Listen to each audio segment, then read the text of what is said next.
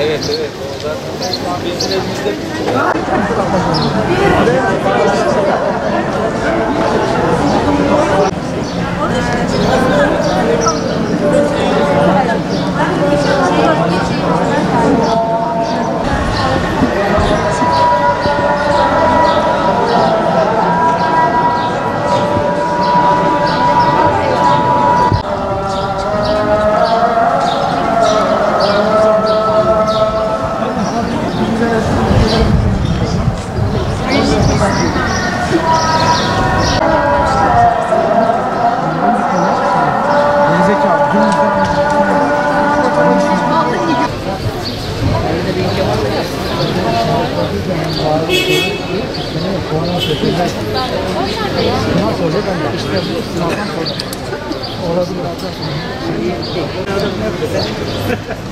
Lisa mama no.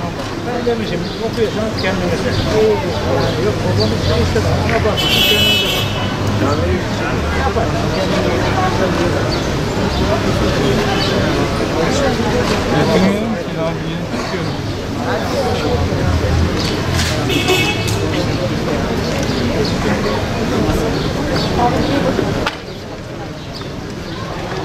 Yani normalde ortalamaydı bence. Zor olduğunu düşünmüyorum ama dün daha zordu bana göre. Dün peki sosyal medyada gündem olan bir soru var. Mabel Matiz, evet. Sizin düşünceniz nedir konuyla ilgili? Yani şeyi çok anlamadım ben. Neden acaba Mabel Matiz? Yani daha klasiklere de dönebilirlerdi diye düşünüyorum. Sanırım bunu yazan hocamız Mabel Matiz dinleyerek yazmış. Güzel geçti. Zor muydu soru? Yani ortalamaydı ya. Eski AYT'ler gibiydi. Dün peki nasıl? Nasıl daha zor? Dün daha zordu, evet, Türkçe özellikle.